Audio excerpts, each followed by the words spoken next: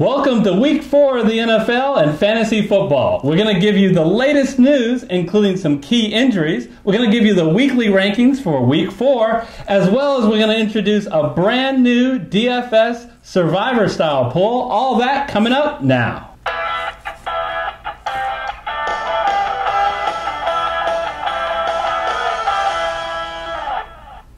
Hello everyone, I'm Eric Lee. And I'm Gary Kurtzman, and we are the Fantasy Football Consultants. Eric, Week 3 is in the books. Week 4 was very exciting and eventful. Let's talk about the news. Oh, baby, if you are in San Francisco, the news is not good. You could hear it all across the country. 49ers fans were saying, I can't believe it. I just don't believe it. I can't believe it either. Pressure. This was the Niners' comeback season after being, 5-11? No, 6-10 last year. This was going to be the year, Eric, where they were going to bounce back above 500.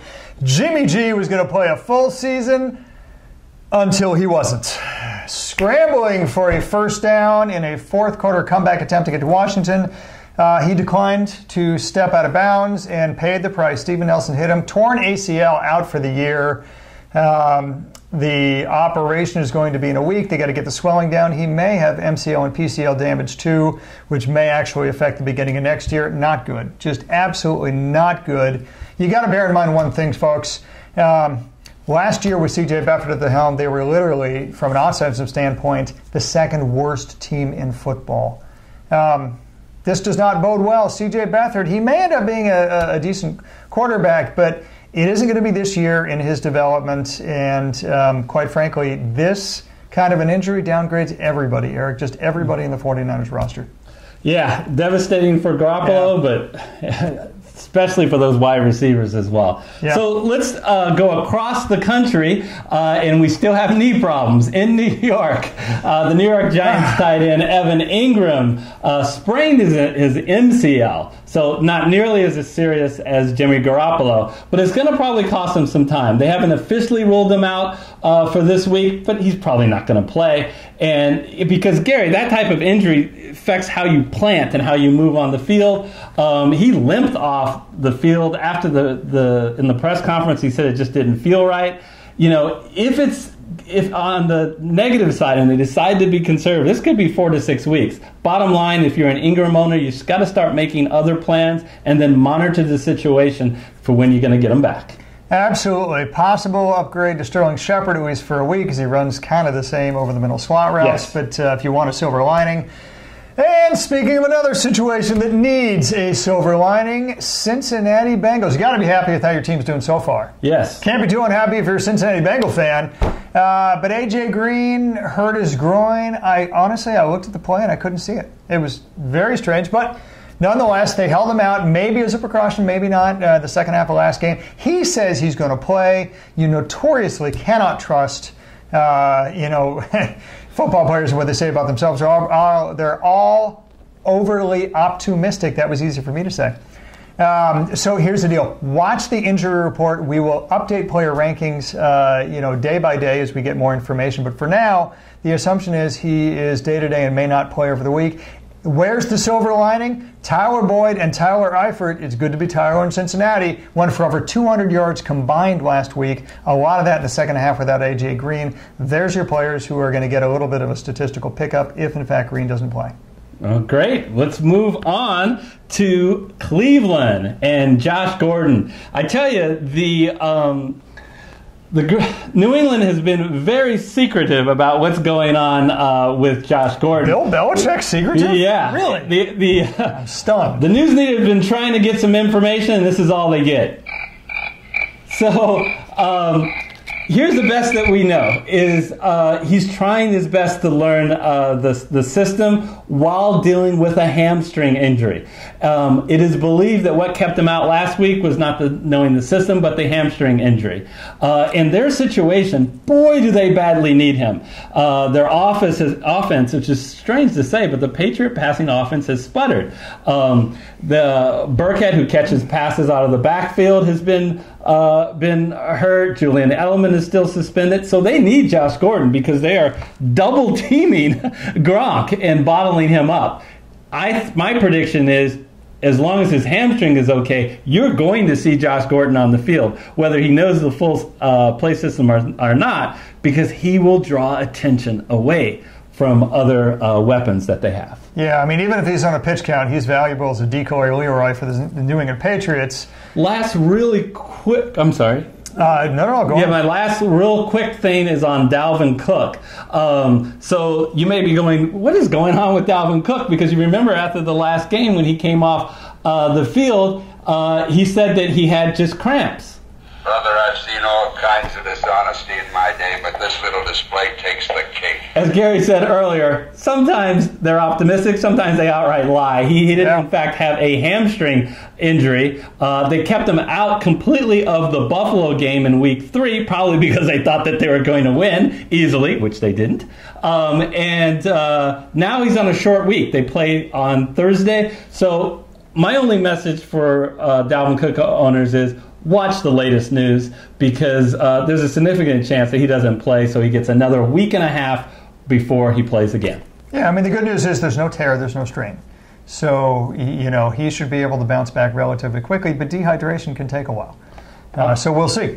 All right. Thursday. We want to go over our weekly rankings. Week 4, remember, to get all of our rankings, because we're only going to talk about some specific guys, but to see all of our rankings, go to fantasyfootballconsultants.net. Up in the menu, you see weekly rankings. You click on that, and we'll update them all the way up till game time, so you can make the right start-'em, sit-'em decisions on your team. What's it look like in the quarterback ranks, Gary? Well, in the quarterback rankings, speaking of players that require an update continuously throughout the week, I am highlighting our number 4 quarterback on the list, Ryan Fitzpatrick. Why an update? Well, to make sure he keeps his job, because as all of you probably know, Jameis Winston came off of suspension Monday morning at 5:30 Eastern Time this week. If there's anyone who deserves their job, it's Ryan Fitzpatrick. He has been the number 1 quarterback for the last 3 weeks. And boy, would you have been laughed out of the studio if you'd have said that 3 weeks ago pre-draft.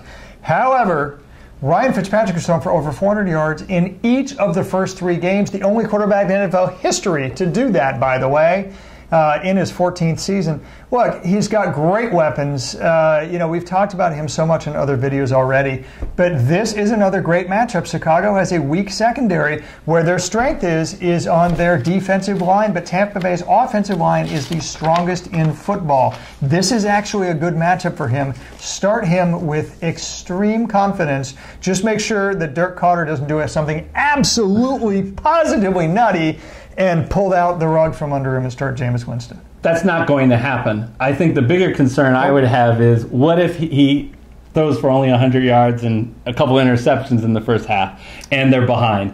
Do they go to Winston? I don't think so. Well, they were buying week 5, so we can talk about that in week 6. Yes. So, all right. So, and that would be an excellent time to get him into the Jameis Winston back into it, if that was the case. So let's look at running backs. Running back at number 20, we have Chris Carson. So we're in bye weeks now. If you have Chris Carson on your roster, there's a very good chance that you should be starting him this week. Look, this guy is. The Seahawks want to run the ball, and they did run the ball specifically with Chris Carson last week. 32 times. Rashard Penny only had 3, and you love his matchup. He's playing against the Arizona Cardinals, who's not only a bad team in general, so I expect the Seahawks to be ahead. They're a team that does a very poor job against the run. Absolutely, and boy, they're going to be running all day against Arizona. So, as everybody does, basically, O.J. Howard, for the tight end we're going to feature, is our number 5.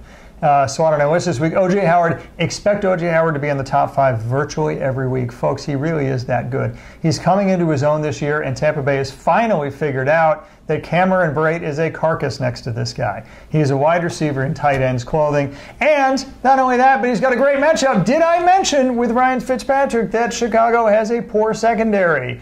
Folks, that counts double for tight ends. It's just Well, I mean, let's face it, it's a virtual dream matchup for him. The only problem, why we rated him number 5, is most of the other tight ends have dream matchups too. So, guys, this could very well, he could absolutely have tight end 1 or 2 stats by the end of the week. Certainly, if you have him on your staff, you have to start him.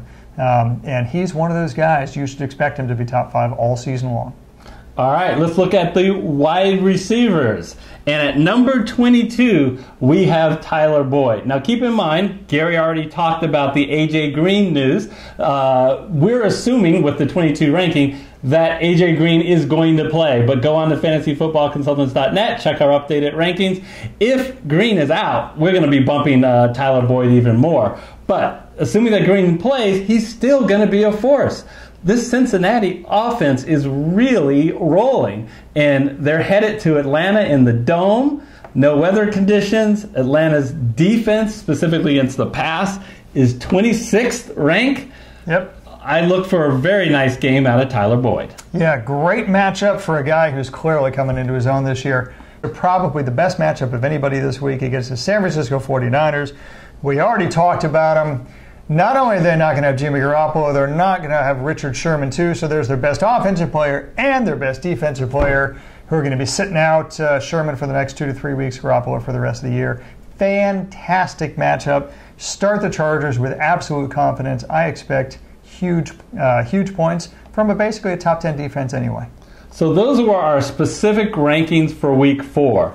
But guess what, Gary? As we enter the bye period where people are needing to make decisions of, hey, I have to let this guy loose. They're starting to get trade offers. A much more valuable list on an ongoing basis is our rest of season rankings. And those rest of the season rankings are available specifically for free, but specifically for our newsletter subscribers on fantasyfootballconsultants.net. So you ask, well, how do I become a newsletter subscriber? It's so easy. All you do is go to fantasyfootballconsultants.net and go to any blog post. And at the bottom of the blog post, you'll see a big box where you enter 2 things. It's really simple, your name and your email. And as soon as we finish with those rest of season rankings, which we're working on right now, we will send them to you. So that's a great little perk that you can get to being a newsletter subscriber. We'll also, once we have the link to that box, we'll include it in the description of the video. Yeah, and Eric, it's so important to get rest of season rankings, especially after you've had 3 NFL games under your belt. Because let me tell you something. Statistically speaking, and we have some of the most powerfully statistically, performance projection related models that exist in the industry. I am telling you, there is a bigger difference this year between rest of season rankings after week 3 versus what we all thought preseason in our preseason rankings. There is a bigger difference this year than there has been in probably a decade. That includes over half of the first round picks. There would not be first round picks if we did a redraft tomorrow. And it's so important for you to be able to look at the rest of season rankings to evaluate what the real worth of your players are for trades, for stardom, for potential drops. So please do go on fantasyfootballconsultants.net and put all your information in that box so you can receive them too. Yeah, people want to know. I have Le'Veon Bell. How valuable is he for the rest of the year? Absolutely. Our David Johnson, our Kareem Hunt, and other players, which we get into a buy. You need to know whether I got to pick up somebody else. Should I say to this other guy? You are the weakest link. Goodbye. And make that decision. So when we talked a little bit about our rankings, a lot of what was included in there was our specific DFS teams that we are selecting. Here's the contest. We have a contest on another video that we wanted to alert you to. It's free. That's free to enter, where you can win $100. How do you play? It's simple. I picked 5 teams with the restraint of a $30,000 salary on FanDuel. Gary picked 5 teams with the restraint of $25,000 on DraftKings, which is half the total team salaries for both, so it is fair. And guess what? They're going head-to-head this week. You, as the viewer, decide, are you going to back Team Eric or Team Gary? And how do you find out who the players are and enter in the YouTube comments? Don't do it in this video. You find that out by clicking below in the screen right now to the Week 4 DFS video. And then you can make your selection. Until we see you next time, we want to remind you to go ahead and click the red subscriber button if you haven't yet, and we will see you next time. See you next time.